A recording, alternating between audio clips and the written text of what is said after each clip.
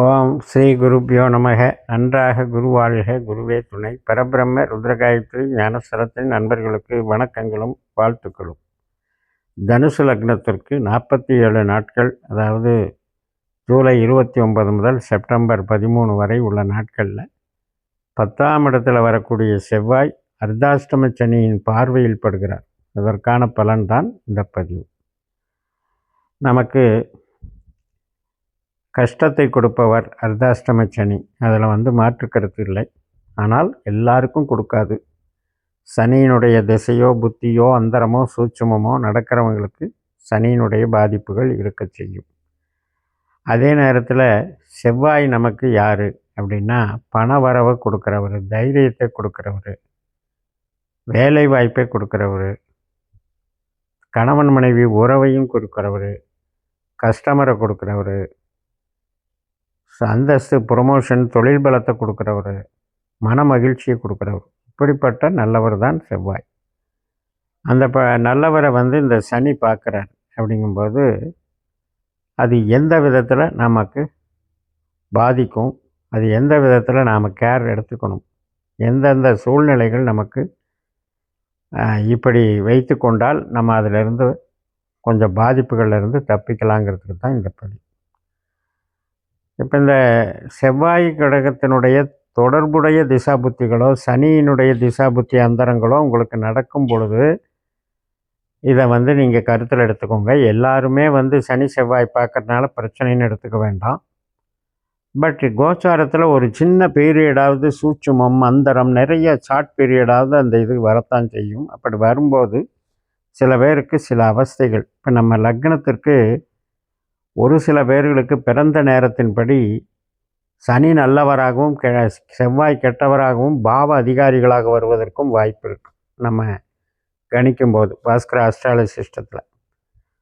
So எப்படி பார்த்தாலும் ரெண்டுமே நல்ல பாவங்களாக வந்திருந்தால் பெரிய பாதிப்பு இருக்காது. தொழில் பலம் கூடும், தொழில் நுணுக்கம் அதிகரிக்கும், தொழில் சார்ந்த நன்மைகள் ஏற்படும், வளர்ச்சி அடையும். அதே ரெண்டில் யாரோ ஒரு கிரகம் நமக்கு கெட்டவர் அப்படின்னா கூட தொழில் சார்ந்த தீமைகள் ஏற்படும். அந்த தொழிலுக்காக நாம் மெனக்கெட்டு அதில் பெருசாக நினைத்தபடி காலதாமதமாகிறது, அதாவது நினைத்த காலத்துக்கு முடிக்க முடியாமல் டிலே ஆகிறது, அந்த தொழில் தடை ஆகிறது. இது மாதிரியான பிரச்சனைகளை வரக்கூடிய அமைப்பும் இருக்கிறது.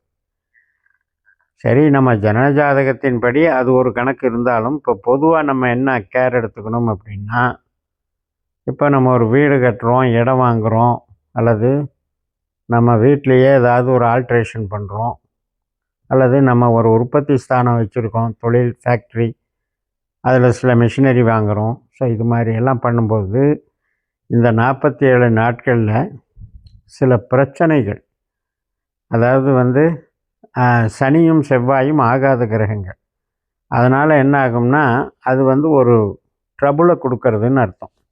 இப்போ ஒரு புது மிஷின் வாங்கிட்டு வந்தேங்க, ஆனால் ஒர்க் ஆகலை, ஏதோ ஒரு ஃபால்ட் ஆகிடுச்சி. அது மாதிரி கருவிகள், அது வீட்டுக்கு இப்போ லேப்டாப்பாக இருக்கலாம், நம்ம என்ன கருவிகளை ஒரு தையல் மிஷினாக இருக்கலாம், அல்லது வீட்டு உபயோகப் பொருட்களாகவும் கூட இருக்கலாம். ஸோ இந்த மாதிரி உற்பத்தி சார்ந்த ஒரு பொருட்கள் சார்ந்த விஷயமும், நாம் உற்பத்தி சம்பந்தப்பட்ட தொழிற்சாலையில் வேலை பார்க்குறவராக இருந்தால் அதன் ரீதியாகவும் நமக்கு ஒன்றும் வேலையாளர்களுக்குள்ள அல்லது வேலை செய்கிறதுல ட்ரபுள் பண்ணுறது.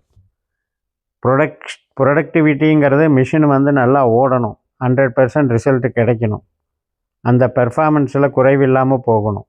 ஒரு 10 மிஷின் இருக்குங்க, 2 மிஷின் பிரேக் டவுன் ஆகிடுச்சி, அதனால் எனக்கு ப்ரொடக்டிவிட்டி கம்மி ஆயிடுச்சு அப்படின்னு சொல்கிறோம் இல்லையா, மாத கணக்கெடுக்கும்போது ஆவரேஜ். அது மாதிரி இந்த 47 நாட்களில் கணக்கெடுத்திங்கன்னா ட்ரபுளை சந்திக்கிறோம், உற்பத்தி சார்ந்த தொழில்களில் ட்ரபுளை சந்திக்கிறோம் அப்படின்றது ஒரு கணக்கு. அதே மாதிரி தான் இடம் மாறலான்னு நினைக்கிறது, ட்ரான்ஸ்ஃபர் ஆகலான்னு நினைக்கிறது, ஒரு இடத்த விற்கலான்னு நினைக்கிறது, இதுக்கெல்லாம் கூட கொஞ்சம் தடை இருக்குது. சுபகாரியங்கள் பேசி முடிக்கலான்னு இருந்தேங்க, திடீர்னு என்னென்னா பதிலே வரல, ஒரு இன்ட்ரெஸ்டே காமிக்கலை, எல்லாம் பார்த்து பிடிச்சிருக்குன்ட்டு போனாங்க, ஆனால் பதில் வரல. இது மாதிரி கெட்டிங் டிலேஸ் அப்படிங்கிறது தான் இதுக்கு காரணம். ஆனால் வந்து பண வரவு சம்மந்தப்பட்டதை எடுத்துட்டிங்கன்னா 50% தொய்வாயிருது. நல்லா தான் ஓடிக்கிட்டுருக்கு. ஆனால் பணம் கண்ணில் பார்க்க முடியலைங்க. அப்படிங்கிறது 50% வந்து அது சேதாரமாயிடுது. அது மாதிரி குழந்தைகள் சம்மந்தப்பட்ட விஷயத்தில் ஏதோ ஒரு மன அதிருப்தியை கொடுக்கறது. அவங்களுடைய போக்குகள் நம்மகிட்ட பெர்மிஷன் கேட்காமையே எங்கேயோ அதை போகிறாங்க இதை போகிறாங்க எங்கேயோ போயிட்டு வர்றாங்க அப்படிங்கிறது. இல்லைன்னா சில பேர் வெளிநாடு அல்லது வெளியூருக்கு வேலைக்கு போகிறது, இதன் மூலமாக வர்றது. அதனால் நமக்கு கொஞ்சம் மன சஞ்சலப்படுறது.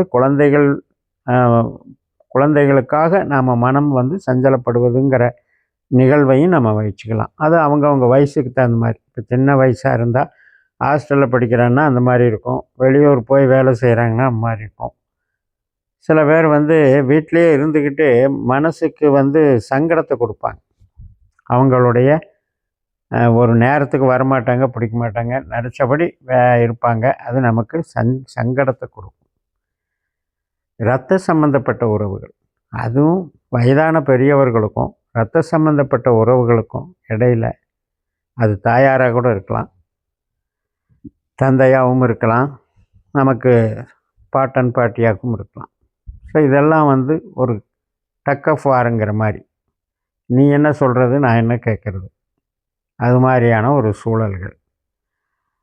அதுபோக நம்ம ப்ரொமோஷன் எதிர்பார்த்துக்கிட்டு இருந்தேங்க, ஃபைலெல்லாம் மூவ் ஆகிடுச்சு, பட்டு என்ன தெரியல, அது ஒன்றும் ஆர்டரே வரமாட்டேங்குது, அதை பற்றி கேட்டால் ஒன்றும் பதிலே சொல்ல மாட்டேங்கிறாங்க.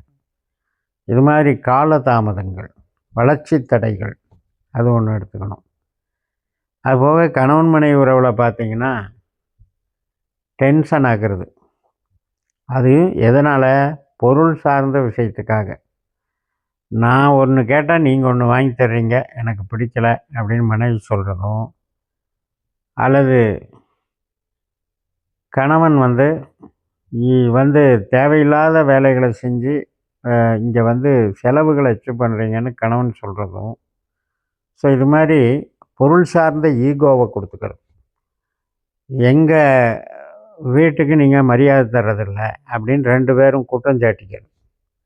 அல்லது அந்த 2 பேரும் இவங்களுடைய பெற்றோர்களும் அவங்களுடைய பெற்றோர்களும் ஏதாவது ஒரு பிரச்சனை கிளப்பி விட்டுறது. ஸோ இப்படியெல்லாம் ஒரு சூழல்களை உருவாக்கக்கூடிய அமைப்பு இருக்கிறது. ஆனால் இதில் வந்து நமக்கு என்னென்னா, உழைப்புக்கு பஞ்சம் இல்லை. உழைப்புக்கு கெடுதல் வராது, உழைப்பு இல்லைங்கிற நிலைமை வராது, வேலை இல்லைங்கிற நிலைமை வராது. அது வந்து ஒரு ப்ளஸ் பாயிண்ட். அதே மாதிரி படிப்பு படிக்க போகலான்னு நினைக்கிறேன், அதில் வந்து தடைகள், மன திருப்தி இல்லாமல் இருக்கிறது, எதிர்பார்த்த நன்மை இல்லாமல் இருக்கிறது, இப்படி. அதனால் இன்பத்திற்கு செக்கு வைக்கிற ஒரு அமைப்பு தான் இந்த சனி செவ்வாய் பார்வை. ஆனால் அது வந்து தொழிலுக்கு பங்கம் இல்லாமல் இருக்கும். ஆனால் தொழிலில் கொஞ்சம் கடுமையான நிகழ்வுகள் நடக்கும். ஒரு வேலை நடந்துச்சு, ஆனால் ஆளாளுக்கு பிரச்சனை பண்ணி ஒரு வழியாக கடைசியில் முடிஞ்சது நல்லபடியாக. அந்த மாதிரி போகணும்னு சொல்லி நிறைவு செய்கிறேன். இந்த சேனலை சப்ஸ்கிரைப் பண்ணி ஷேர் பண்ணுங்கள். உங்கள் தனிப்பட்ட ஜாதக பலாபலன்களை என்னுடைய வாட்ஸ்அப் நம்பரில் தொடர்பு கொண்டு பலன் பெறுங்கள். உங்களிடமிருந்து விடைபெறுகிறேன். உங்கள் JMS. நன்றி, வணக்கம்.